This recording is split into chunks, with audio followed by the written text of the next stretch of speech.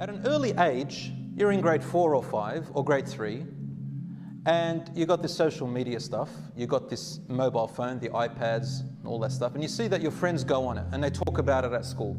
You get a thought, and then parents are now responsible. We buy them an iPad, we buy them a phone, we buy them something, maybe not a phone, but something for little kids. We give them our phone. I'm guilty of it too. We give them our phone, and we go on things like YouTube for kids. And it all starts there, right?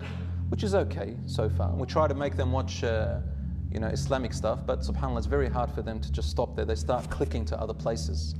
And then before you know it, they've evolved into a habit of not knowing what else to do except phone, iPad, phone, iPad. And then they feel privileged, and they start sooking if you don't give it to them. And then they start giving you a headache, and you haven't got time for that headache, so then you give that to them. And then you want the phone back as well. You can't get it back, so you get another phone. And then you start going on it yourself. And you know what? Among the leading causes that studies have showed is that children copy their elders, they copy their parents, right? So if we are on it ourselves, no matter what you say to your children, they're going to be exactly the same as you, if not more. The latest studies show, on average, overall in the world, it's 2 hours per day, but I don't believe it.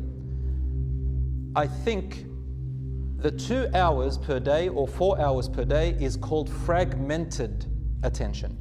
Fragmented. It's throughout the day where you revisit the phone again and again, and then you take breaks and you revisit it again and again. So fragmented attention for about 2 hours. And that's very dangerous. Because what happens, studies have shown that when you have fragmented attention, then it lowers your level or capacity of concentration in the day, especially for the young people in our generation. As I told you, as a teacher, I see this.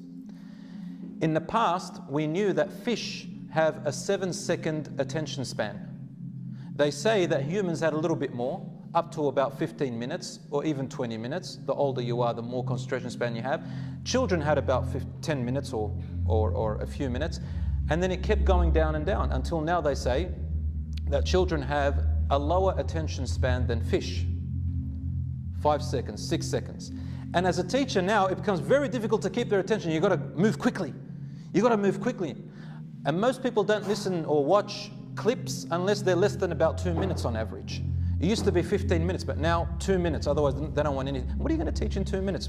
Just a very quick meme or a little picture or something like that.